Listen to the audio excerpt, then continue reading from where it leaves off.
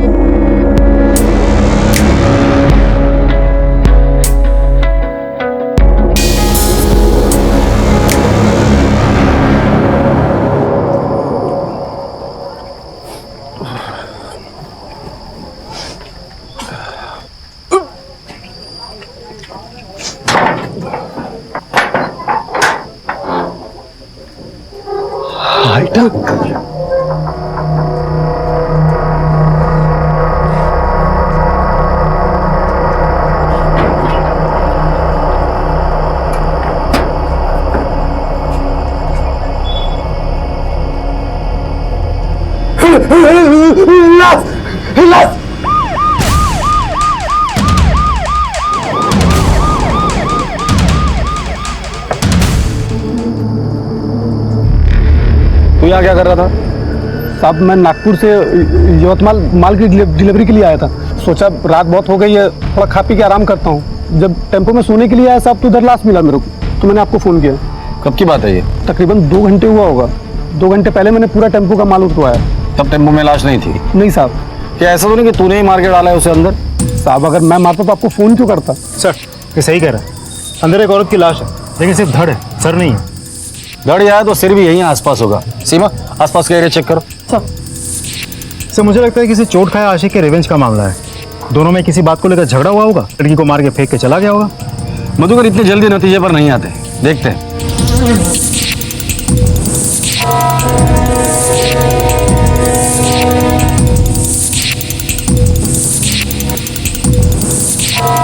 आसपास कुछ भी नहीं मिला। सर और धड़ अलग अलग फेंका है, इसका मतलब विक्टिम की पहचान न हो इसलिए ये सब कुछ किया है। सीमा एक काम करो, फॉरेंसिक को बुलाओ और बॉडी को पोस्टमार्टम के लिए भेज दो। और मधुकर इसे लेकर पुलिस स्टेशन आ जाना। सर चलो हमारे साथ आ जाओ।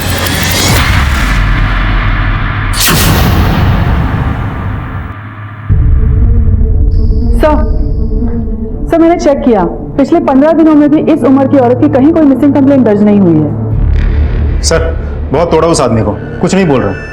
मुझे तो लगता है वो सच बता रहा है। आखिर ये औरत है कौन?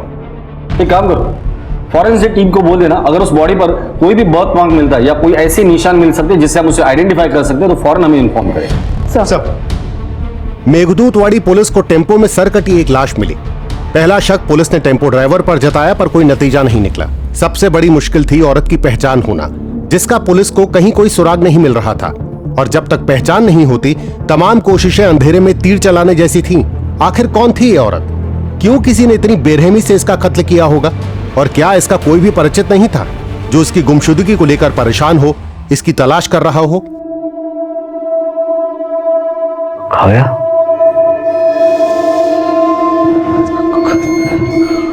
काव्या, आई, आई, आई. काय रे? काव्या तुमच्या रूम मध्ये आली का? नाही. काय झालं? काव्या रूम में नहीं है, मालूम नहीं कहाँ चली गई है। चल बघूया. काव्या, एवढ्या रात्री कुठे गेली पोरगी?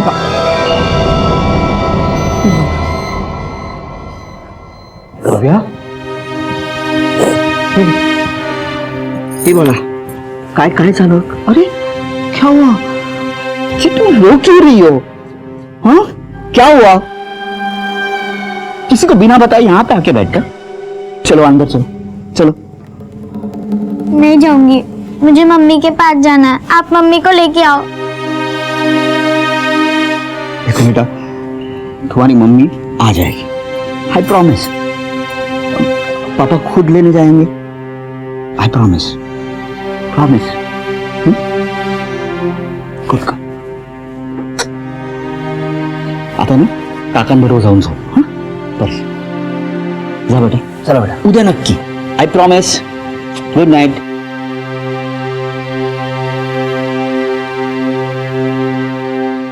स्वप्निल, काव्या खूप लहान है अजून, वो नहीं रह पाएगी अपनी माँ के बिना। हमें कल्पना को लाना ही पड़ेगा। रियली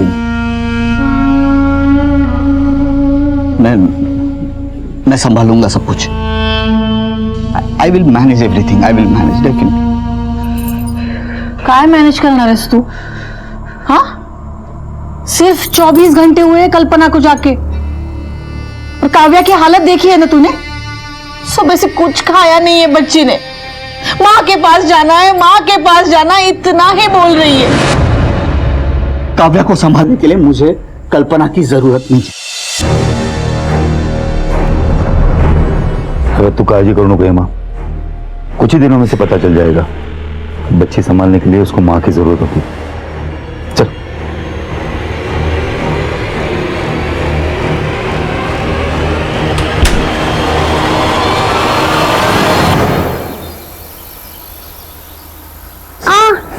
पापा दर्द हो रहा है। आई एम सॉरी बेटा, आई एम सॉरी।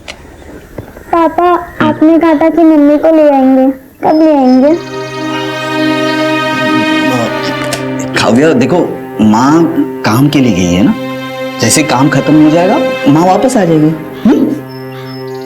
अरे हमारे मुंह पर थूक कर खानदान के नाम पर धप्पा लगाकर भाग गई वो अपने आशिक के साथ। अलमारी खोल के देख लो, पक्का जेवर चोरी करके गई होगी वो। अभी भी कहता हूं चलो पुलिस स्टेशन कंप्लेंट करते हैं उसकी। क्यों, क्या हुआ? मिल गया ना साधु संत बनने का इनाम? भाग गई वो। तुम्हारी तो रखी नहीं, हमारी भी इज्जत मिट्टी में मिला दी। चिल्लाओ मत परेश। तुम्हारी ये बकवास मेरी बेटी सुन लेगी, और वैसे भी ये मामला मेरे और मेरी पत्नी के बीच का है। So don't interfere in that. This is my last warning to you. अपने काम से काम रखो।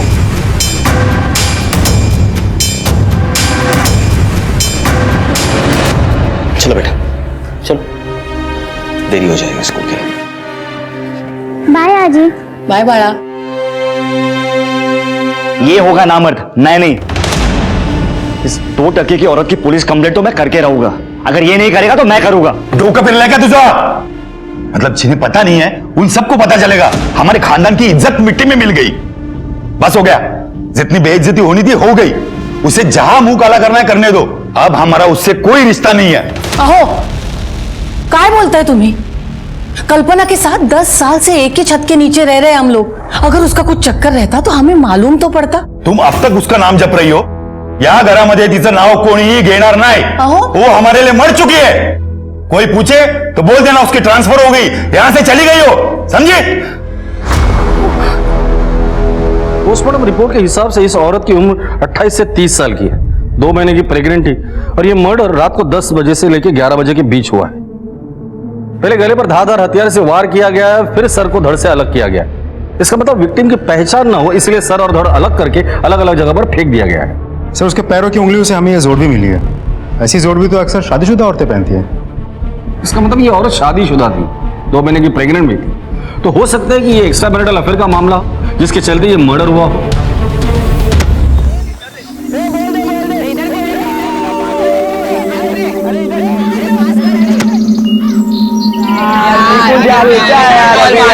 हमेशा यार जल्दी लेके आया निकुंज, जल्दी यार।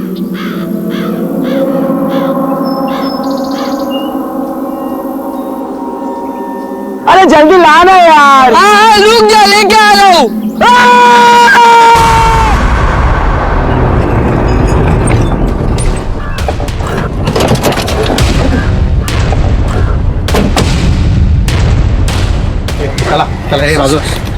सर,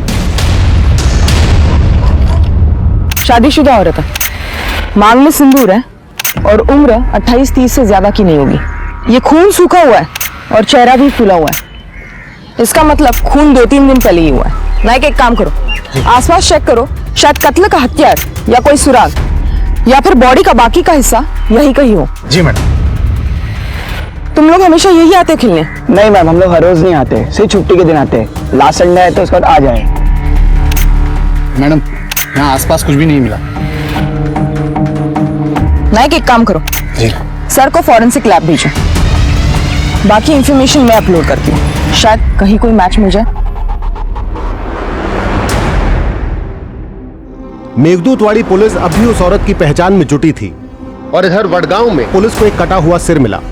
दोनों में एक बात समान थी कि मरने वाली औरत शादीशुदा थी, पर कौन थी, कहां की थी और उसे क्यों मारा गया था, ये सवाल अब भी जस के तस खड़े हुए थे। एक तरफ एक परिवार था जो भावनात्मक और सामाजिक हलचल से डरा हुआ, सहमा और परेशान था, और दूसरी तरफ पुलिस औरत की पहचान में जुटी थी और अब शायद उसे छोटी ही सही पर एक कामयाबी हाथ लगने वाली थी जो इस केस को आगे बढ़ाने में दिशा देने वाली थी। सर, वडगांव पुलिस को एक औरत का सिर मिला है। उसकी डिटेल्स उन्होंने साइट पे अपलोड की है, उसकी print out. Wadgaon police station में तो नम्रता चौहान है ना सर? मैं जानता हूँ उसको।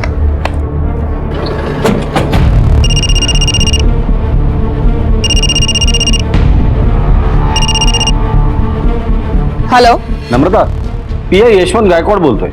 जय हिंद सर. जय हिंद, कशी आहेस? मी मस्त आहे गायकवाड सर. अच्छा, सुना है तुम्हारे एरिया में किसी औरत का सिर मिला है? सर, और हमारे एरिया में एक औरत का धड़ मिला है। मैंने उसे यवतमाल फॉरेंसिक लैब में भेज दिया है। तुम भी उस सिर को वहीं भेज देना ताकि फॉरेंसिक रिपोर्ट में पता चल जाएगा वो सिर और धड़ एक ही औरत का है या नहीं। Right sir.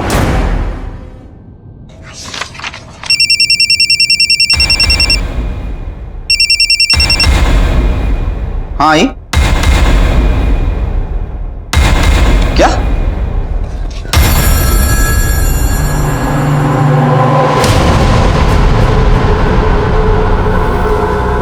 सर शायद और कदीज बन गए, सब बच्चे घर चले गए। काव्या मेरी बेटी अभी तक घर नहीं पहुंची है। मैं क्या कर सकता हूँ? मैं क्या कर सकता हूँ?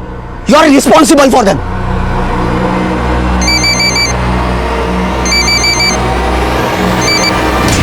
हाँ बेटा, हाँ बाबा, मैं स्कूल आया हूँ। ये वॉचमैन बता रहा है सब बच्चे चले गए, कोई नहीं है यहाँ पे। अरे यहाँ पे भी नहीं आई हो? आप बस स्टैंड पे जाके देखो सब। अरे मैं स्कूल बस स्टॉप पे जाके आया, वहां पे उतरी नहीं। मैंने ड्राइवर से पूछा तो बोला आज चढ़लीच नहीं थी बस मध्ये। स्कूल बस में चढ़ी नहीं?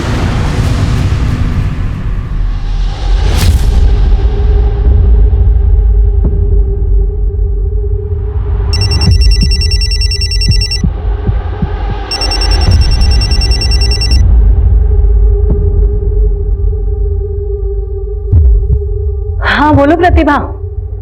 अरे ऐसी क्या बात करी है यार. I was just doing yoga. कोई तो आया है, सुन मैं बाद में कॉल करती हूँ, ठीक है? अरे खोल रही हूँ दरवाजा.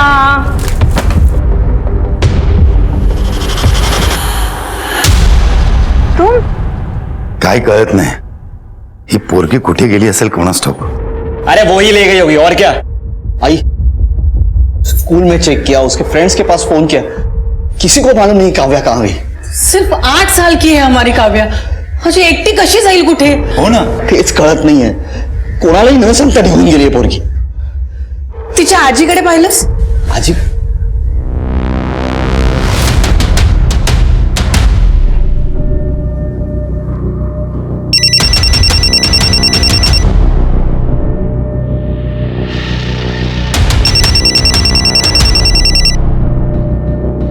स्वप्निल, मैं तुम्हारे फोन का ही वेट कर रही थी.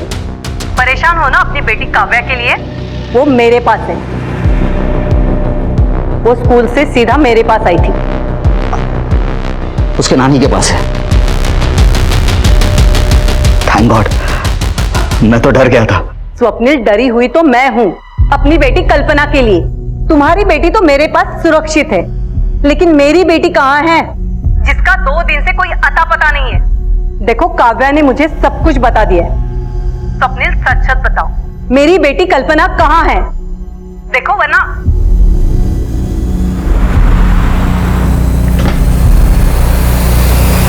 उसके पति के साथ कैसे संबंध थे? मतलब लड़ाई झगड़ा होता था या ऐसे कुछ? काव्या वो ठीक तो है ना, और ऐसे बिना बताए किसी को जाते हैं. मैं डर गया था. आपको नानी के पास जाना था तो बताना चाहिए था. एक मिनट. आप कौन है? I am sorry sir, I am Swapnil Deshmukh, Kavya's father. आपने मुझे फोन किया था. आपकी बीवी 2 दिन से लापता है और अपने पुलिस स्टेशन में कंप्लेंट भी नहीं लिख पाई. क्यों?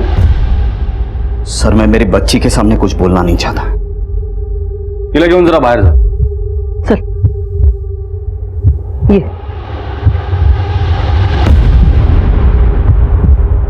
बैठिए.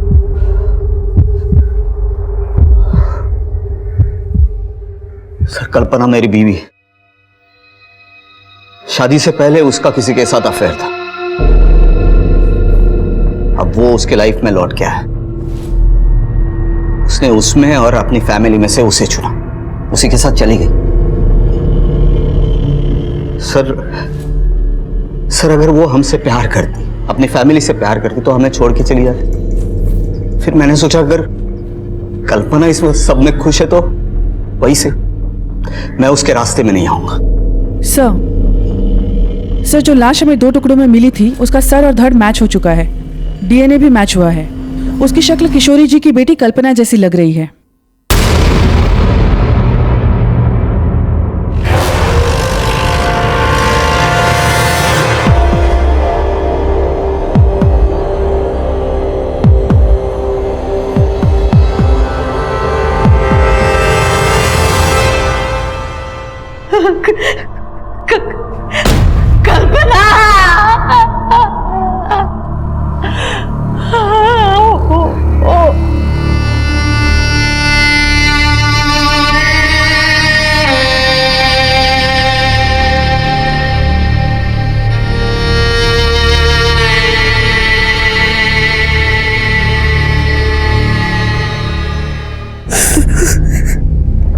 सर, उन दोनों में से किसी ने एक ने मेरी कल्पना को मारा है। हाँ सर, सुधांशु या अक्षय। कौन है ये दोनों? सुधांशु शादी से पहले कल्पना का प्यार, वो उसके लाइफ में लौट के आया था। उसके ही ऑफिस में बॉस बनकर उसके साथ जाना चाहती थी कल्पना। तो मेरे फैमिली परिवार की खुशी के लिए मैंने उसे जाने दिया। गलती हो गई मुझसे। वो उससे प्यार करती थी और उस कमीने ने ये हर्ष किया उसका। लेकिन अगर वो उससे प्यार करता था तो कल्पना को मारेगा क्यों? सर मेरी कल्पना बोली थी, सब पर विश्वास करती थी। ये अक्षय इसी भोलेपन का फायदा उठाता था। मेरी कल्पना की तरफ गंदी नजरों से देखता था, मैंने देखा हुआ। तो तुम्हारा कहने का मतलब है कि कल्पना अपनी मर्जी से सुधांशु के साथ तुम्हारा घर छोड़कर गई थी? हाँ सर, इसलिए तो मैंने पुलिस कंप्लेंट नहीं की। सीमा, कल्पना के ऑफिस का एड्रेस ले लो, उसके मोबाइल के कॉल रिकॉर्ड्स निकालो और मोबाइल का आखिरी लोकेशन क्या था वो भी पता करो।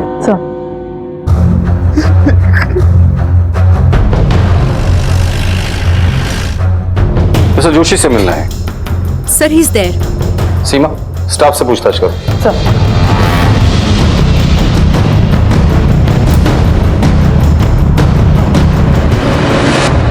मिस्टर जोशी, आपसे कुछ बात करनी थी। एक्सक्यूज अस। आइए सर, बैठिए। कल्पना देशमुख को कितने अच्छे से जानते हो तुम? सर वो इसी ऑफिस में काम करती थी। बस, और कुछ नहीं? मिस्टर जोशी, जो कुछ भी है सच सच बताओ। अगर हमने हमारी तरीके से बुलवाया ना तो बहुत भारी पड़ेगा। सर हम एक दूसरे को पहले से भी जानते थे, हम शादी करने वाले थे, लेकिन एक दिन। शादी के बाद प्लीज।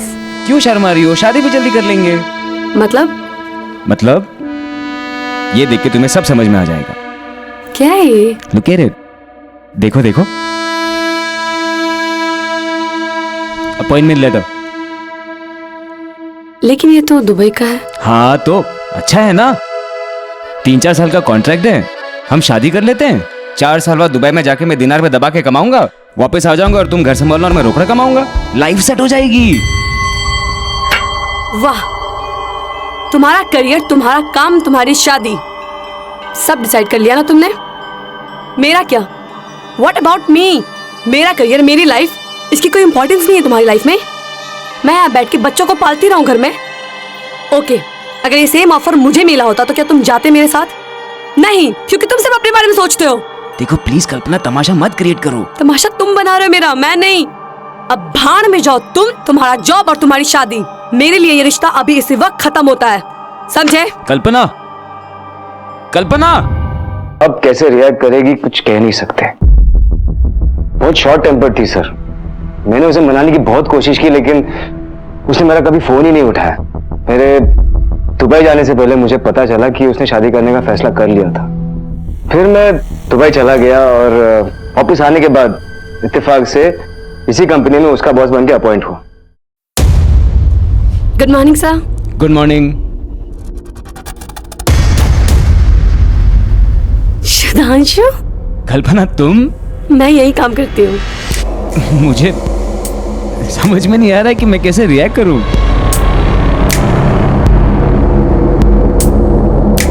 मैं बताती हूँ पुराने रिश्तों को कैसे वेलकम करते हैं।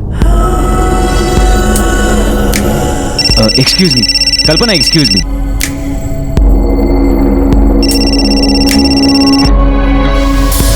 अवॉइड करने की आदत डाल लो। अब तो हम दोनों एक ही ऑफिस में हैं। पता नहीं पुराना रिश्ता कब नया बन जाए।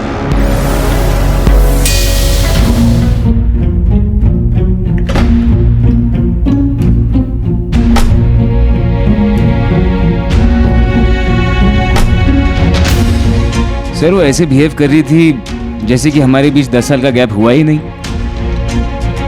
Baby, you feeling so cold. बताना चाहिए ना, डोंट बी सो फॉर्मल।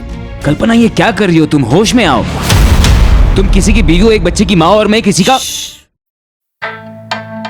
तुम सिर्फ मेरे हो, किसी के नहीं। और मैं सिर्फ तुम्हारी। कल्पना ये गलत है। क्या गलत है? हाँ, और जिस गलती से खुशी मिले वो गलती कर लेनी चाहिए ना। 10 साल पहले जब मैं तुम्हें छोड़ के गई थी, उस गलती से क्या मिला मुझे?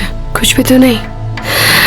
लेकिन आज पास आने की गलती से अगर मुझे कुछ मिल रहा है तो क्या प्रॉब्लम है?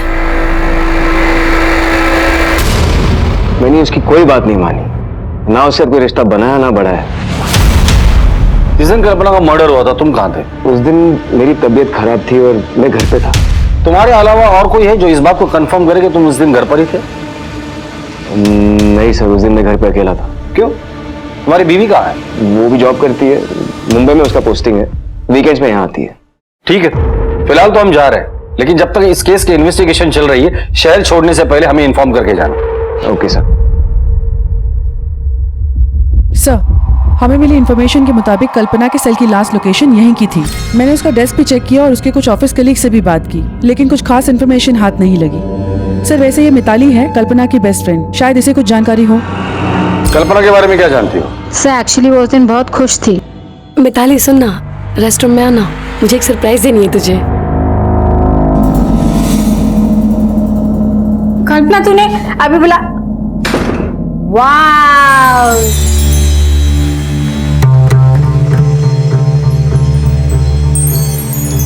Somebody is looking sexy। किधर जा रही है हाथ बन के? डेट पे। डेट पे जा रही है, पर किसके साथ? क्या सीक्रेट है? मैं बाद में बताती हूँ सब चीज तुझे। वाह मेरा, सही है, एंजॉय करो। ये अपने पास रख, मैं कल आके ले लूंगी, ठीक है? वो तो ठीक है, बाय। बात तो सुन। ठीक है, अगर जरूरत पड़ेगी तो दोबारा कांटेक्ट करेंगे। Okay sir. Kalpana western dress पहनकर किसी से मिलने गई थी और उसकी डेड बॉडी हमें उसी ड्रेस में मिली थी। सर, यहाँ हमारे लिए दो बातें जाननी बहुत जरूरी है। पहली बात, अगर कल्पना साड़ी पहन के ऑफिस आई थी तो वेस्टर्न ड्रेस पहन के किससे मिलने गई?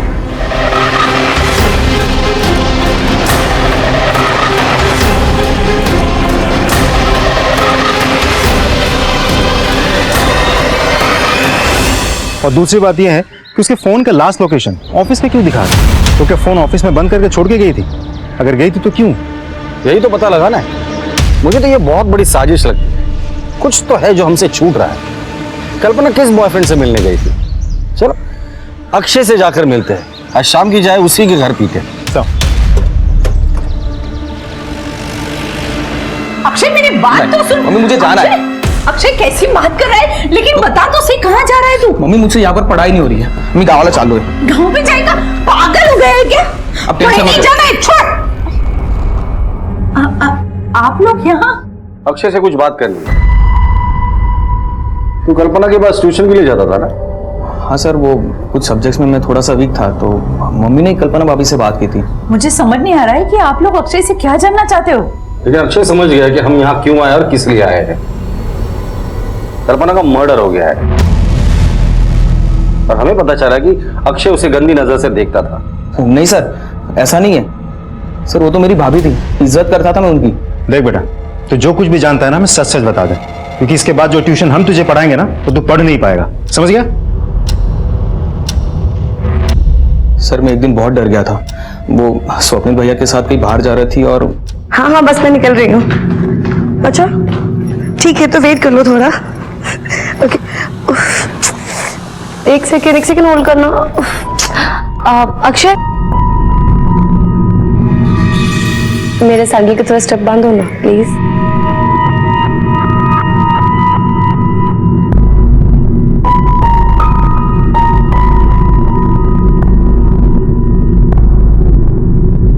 Just hold second.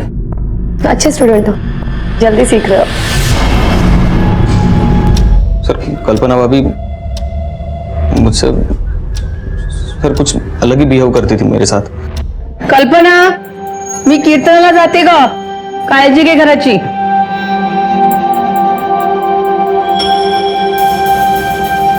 Akshay Akshay जी मैम। 1 मिनट अंदर आना। हाँ आया।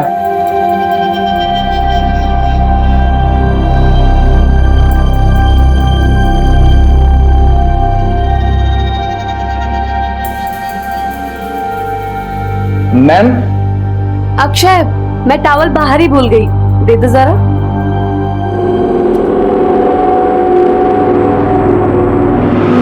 मैम ये टॉवल लीजिए। तुम्हें नहीं नहाना है क्या? चलो। मधुकर गाड़ी में बिठाओ इसे, चलो।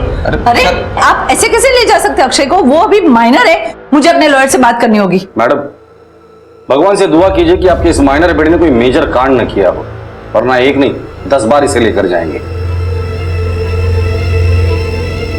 सर अगर अक्षय सच बोल रहा है तो कल्पना का कैरेक्टर वाकई सही नहीं था, और हो सकता है इसी वजह से उसका खून हुआ हो। इसका उल्टा भी तो हो सकता है। एक काम करो, कल्पना का सोशल मीडिया अकाउंट और कॉल रिकॉर्ड चेक करो। अगर ये अक्षय सच बोल रहा है और कल्पना के वाकई में कहीं आशिक है तो हम लोग वहां मिलेंगे। सर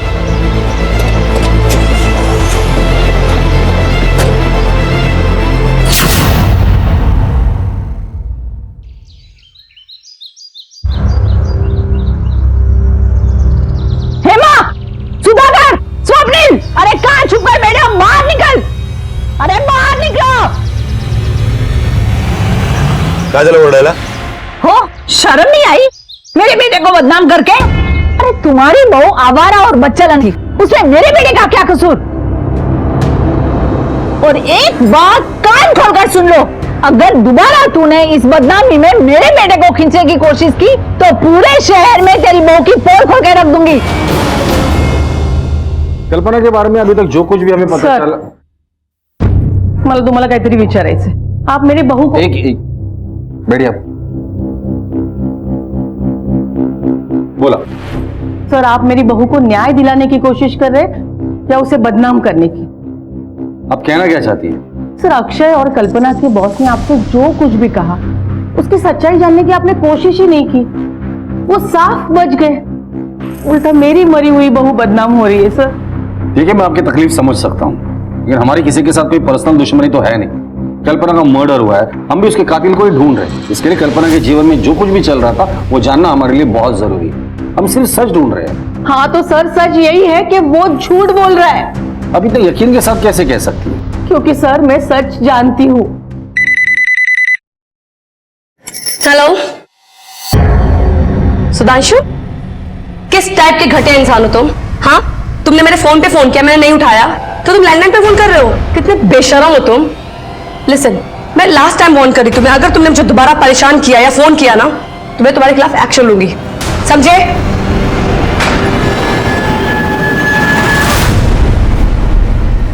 अक्षय के बारे में आपका क्या कहना है?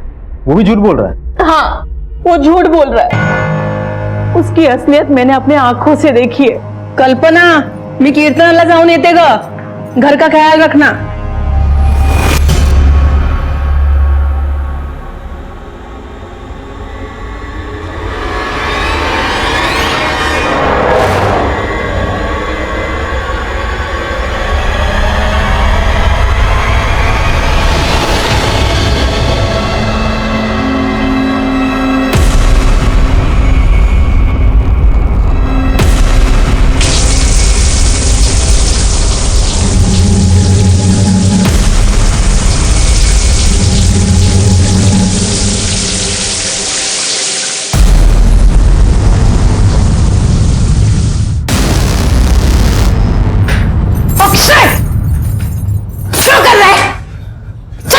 बाहर निकल यहाँ, निघ बाहेर. सर माझी तुम्हाला एक विनंती आहे, अगर आप मेरी बहू को न्याय नहीं दिलवा सकते ना, लेकिन उसे बदनाम तो मत कीजिए सर.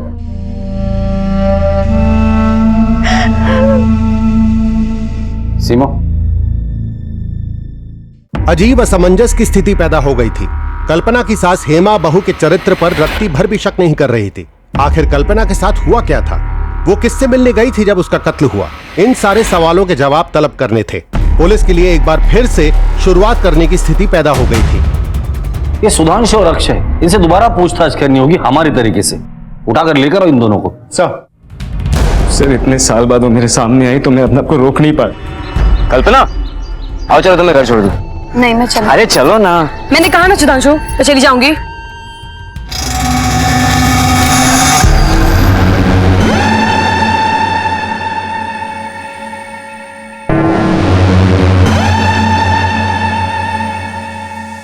हाउ डेयर यू, तुम्हारी हिम्मत कैसे हुई? मैं चाहता था कि वो वापस मेरे पास आ जाए। सच कह रहा हूं सर, मेरा उसके खून से कोई लेना देना नहीं है। घबराओ नहीं अक्षय, जो भी जानते हो सच सच बता दो सर को। सर मुझे कल्पना भाभी बहुत अच्छी लगती थी।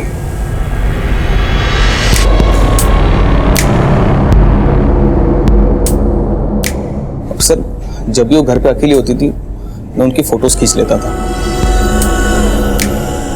और जब मुझे पता चला कि वो मर गई सर, उस दिन मैं बहुत रोया था सर। और ये शहर में मेरा मन भी नहीं लग रहा था सर। जाना चाहता था मैं कहीं और, लेकिन सर तब तक आप मेरे घर पे आ गए थे सर। एक बात साफ है कि कल्पना का किसी के साथ कोई अफेयर नहीं था। कल्पना एक परफेक्ट औरत थी। अब सवाल ये है कि ऐसी परफेक्ट औरत को किसने मारा और क्यों मारा।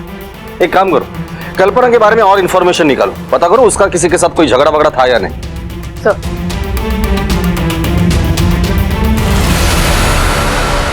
नाही, तिचं कोणाशी भांडण तर नव्हतं, लेकिन बहुत दिनों से कुछ परेशान सी थी, बहुत गुस्से में थी। हेलो आई, ये सुधांशु, मतलब पूरी दुनिया छोड़ के इसको मेरी कंपनी मिली थी। मिस्टर दुबे रिटर्न को और कोई दूसरी कंपनी नहीं मिली। आई कुछ समझ में नहीं आ रहा। मेरे पास सिर्फ दो ही रास्ते बचे आई, या तो मैं स्वप्निल को इसके बारे में सब कुछ बता दूं, या तो फिर ये कंपनी ही छोड़ दूं। स्वप्निल को ये सब बात बताने की सपने में भी मत सोचना। वो सुधांशु और तेरे बीच में कुछ भी नहीं है, ये मानेगा ही नहीं बात। और दूसरी बात, नौकरी छोड़ने की भी बात सोचना नहीं। फिर स्वप्निल अगर पूछेगा तो तू क्या बताएगी उसे? देख, तू वो सुधांशु को इग्नोर कर। देख बेटा, तुला माझी शपथ है। मतलब स्वप्निल कल्पना और सुधांशु के बारे में कुछ भी नहीं जानता था? नहीं, स्वप्निल के पास कल्पना के अलावा कोई और जरिया था ही नहीं कि उसे पता चले। स्वप्निल ने मिसिंग कंप्लेंट इसलिए नहीं लिखवाई क्योंकि वो जानता था कि कल्पना कहाँ है। उसे कल्पना और सुधांशु के अफेयर के बारे में पता था, और इस महान आदमी ने कल्पना की खुशी के लिए खुद का घर भी तोड़ दिया। जिस दिन कल्पना का मर्डर हुआ था, स्वप्निल के फोन की लोकेशन क्या थी? उसके ऑफिस की। बुलाकर लेकर आओ इस स्वप्निल को और पता करो कि वाकई वो ऑफिस में था या उसका फोन ऑफिस में था और ये कहीं और था।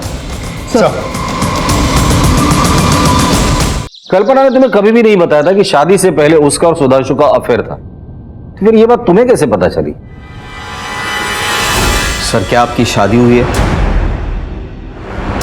अब तुम मुझे शादीशुदा दुखियारे पति की कहानी सुनाओगे? नहीं सर, ऐसा कुछ नहीं करना चाहता।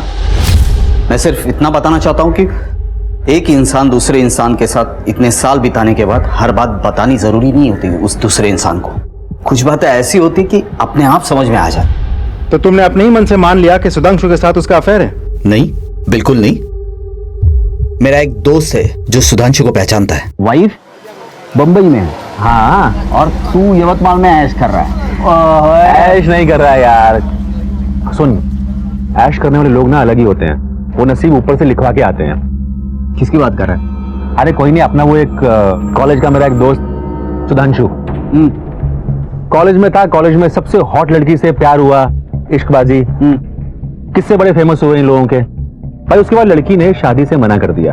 उसके बाद ये गया दुबई, 10 साल पैसे वैसे कमाया, दिनार में छापा, वापस आया इंडिया और यहाँ पे कॉलेज से भी हॉट लड़की से शादी कर ली। अच्छा, हाँ, नसीब इसे बोलते हैं। वापस आता है इंडिया, यवतमल में इस कंपनी में नौकरी करता है ना। कॉलेज की वो हॉट लड़की भी वहीं काम करती है। क्या नाम क्या बताया बंदे का? अरे सुधांशु जोशी। लड़की का नाम क्या? लड़की कल्पना। दोनों के किस्से फेमस थे पूरे कॉलेज में। तो ये सारी कहानी सुनने के बाद तुम्हें गुस्सा आ गया और गुस्से में आकर तुमने कल्पना को मार दिया? नहीं सर, बल्कि मैंने कल्पना को आजाद कर दिया सुधांशु के पास जाने के लिए। 10 साल बिताए मैंने और कल्पना ने, उसकी यादें ही मेरे लिए काफी है। सर, मैं अपनी बीवी को क्यों मारूंगा? हाई मैं पुलिस स्टेशन। हाँ ठीक है, मैं तो ये तो सर, काव्या आई बाबा को बहुत परेशान करेगी, क्या मैं जा सकता हूं?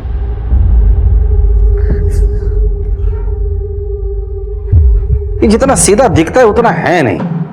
अगर ये अपनी बीवी से इतना प्यार करता है तो किसी और के कहने पर उससे पूछे बगैर वो मान जाता है। कुछ तो है जो ये हमसे छिपा रहा है। 24 घंटे नजर रखना इस पर। सर, पुलिस के शक की सुई अब स्वप्निल देशमुख पर आकर अटक गई थी, पर मुश्किल ये थी कि उसके खिलाफ कोई सुराग नहीं था। जब कल्पना का खून हुआ तो मोबाइल लोकेशन के मुताबिक स्वप्निल ऑफिस में था और कल्पना कहां और क्यों गई थी इसका कोई खुलासा नहीं हुआ था, क्योंकि उसका फोन ऑफिस में स्विच ऑफ हुआ था और उसके बाद से फोन गायब था। पुलिस ने कल्पना का फोन तब से ही सर्विलेंस पे डाला हुआ था, पर कोई सफलता हाथ नहीं लगी थी। पर आखिरकार पुलिस की सूझबूझ काम आई और अब शायद इस केस को दिशा ही नहीं बल्कि मंजिल भी मिलने वाली थी। सर, कल्पना का सेल सर्वेलेंस पे डाला था, आज सुबह ही ऑन हुआ। इसके पास मिला तो इसे फौरन ले आए। पहले ये बता, ये फोन तेरे पास आया कहाँ से? ये फोन मुझे कांचा ने बेचा था। कांचा कौन है? कांचा उधर आरडी बंगलो का केयरटेकर है साहब, मेरी दुकान पे आता जाता रहता है। आज मुझे उसने मोबाइल बेचा 5000 रुपये में। उसने तुझे बताया था ये फोन उसको कहाँ से मिला? नहीं साहब। ठीक है,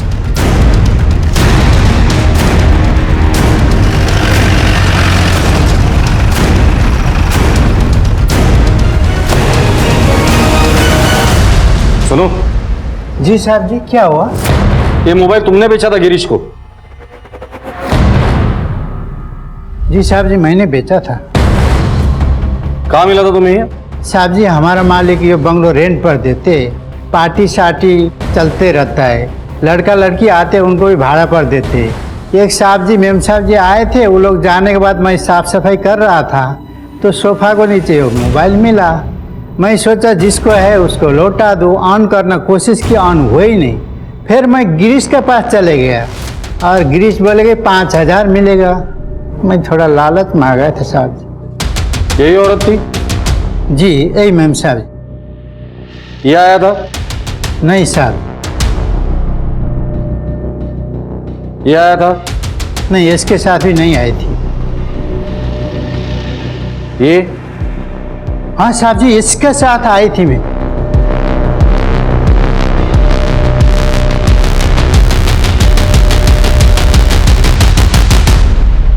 सर मारो मत सर, मारो मत, बताता हूँ, सब कुछ बताता हूँ। अभी तक बहुत कहानियां सुनाई तूने, लेकिन अब कोई भी कहानी नहीं सुनूंगा। अब सिर्फ सच सुनना है मुझे। चल शुरू हो जा। बताता हूँ, सब कुछ बताता हूँ। उमेश मेरा पुराना दोस्त, उस दिन हम मिले, पी रहे थे, तब बातों ही बातों में पता चला कि कल्पना का कॉलेज के टाइम से अफेयर था। ये बात मेरे मन में घर कर गई। जब मैंने पता लगाया तब तो मुझे पता चला काफी सालों से उनका अफेयर था। फिर वो चला गया और कल्पना ने मुझसे शादी कर ली। वो फिर से उसके लाइफ में आया और कल्पना ने मुझे बताया तक नहीं, और मैं उस पर नजर रखने लगा। मेरा शक और गहरा होता गया जब मुझे कल्पना ने बताया। तुम्हें एक खुशखबरी देनी है। खुशखबरी? क्या? तुम फिर से पापा बनने वाले हो। I am so happy. तुम माँ बनने वाली हो? हाँ। कल्पना, ये कैसे हो सकता है? हम प्रोटेक्शन यूज करते हैं, तुम्हें मालूम है ना? हो जाता है ना कभी कभी। तुम इतना क्यों रिएक्ट कर रहे हो? मैं रिएक्ट कर रहा हूं? देखो, मेरी बात सुनो। ये हम दोनों का नहीं, ये तुम्हारा डिसीजन था कि तुम्हें एक ही बच्चा चाहिए। सो इस बच्चे को तुम अबॉर्ट कर दो। हमें नहीं चाहिए ये बच्चा। क्या अबॉर्ट? तुम पागल हो गए हो? मुझे ये बच्चा चाहिए और मैं अबॉर्ट नहीं कर रही हूँ। मुझे ये बच्चा नहीं चाहिए। तुम्हें हो क्या गया है? तुम क्यों पागल जैसी बात? I am very clear, I don't want this. लेकिन मुझे ये बच्चा चाहिए। मुझे नहीं चाहिए। उस बच्चे को, नाजायज बच्चे को वो उल्टा मेरा नाम देना चाहती थी, तभी मैंने डिसीजन लिया। और बर्दाश्त नहीं करूंगा, सब खत्म कर दूंगा मैं।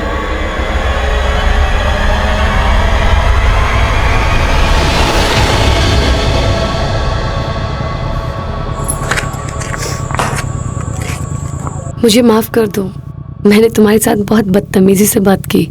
अपनी गलती सुधारने के लिए मैं तुम्हें आज डेट पे ले जाना चाहता हूँ। उस दिन कल्पना को मैंने एक नई ड्रेस खरीद के दी। फिर मैंने उसे फोन किया और मेरे साथ डेट पर चलने के लिए मना लिया। मैंने उसे कहा कि आज हम दोनों वक्त बिताएंगे, सो मुझे कोई डिस्टरबेंस नहीं चाहिए। इसीलिए मैंने उसे कहा कि वो अपना मोबाइल ऑफिस में ही स्विच ऑफ कर दे और मैं अपना मोबाइल ऑफिस में ही छोड़ दूंगा। वो निकली थी घर से साड़ी पहन के, पर उसने ऑफिस में मेरी गिफ्ट दी हुई वेस्टर्न ड्रेस पहन ली।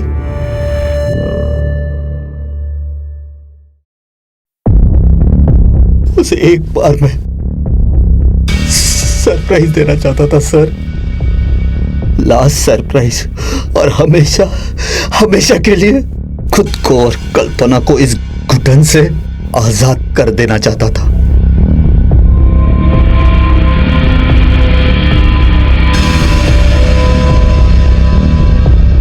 अरे क्या कह रहे हो?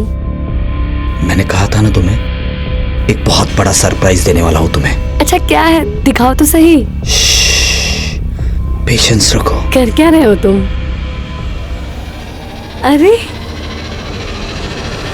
मैंने कहा था ना, एक बड़ा सरप्राइज। स्वप्नी, तुमने मुझसे एक सवाल पूछा था, मेरी शादी हुई है कि नहीं? हाँ, हुई है मेरी शादी। एक पुलिस के नाते नहीं, पर एक पति और इंसान के नाते तुम्हें बताता हूं। पति पत्नी का रिश्ता एक विश्वास का रिश्ता होता है, भरोसे का रिश्ता होता है। तुम चाहते तो इस विश्वास के रिश्ते को आगे बढ़ा सकते थे, और शक इतना ही गहरा था तो बच्चे का डीएनए टेस्ट करवा सकते थे। लेकिन नहीं, तुमने जुर्म का रास्ता अपनाया। जो जुर्म तुमने किया है उसकी सजा तो तुम्हें कानून देगा ही, लेकिन एक सजा मैं तुम्हें अभी सुना रहा हूं। तुम्हारी बीवी का किसी के साथ कोई अफेयर नहीं था। उसके पेट में जो बच्चा था वो नाजायज नहीं, बल्कि वो तुम्हारा बच्चा था। अब जिंदगी भर इसी पश्चाताप के आग में जलते रहना कि तुमने सिर्फ अपनी बीवी का ही नहीं, बल्कि होने वाले बच्चे को भी मार डाला है।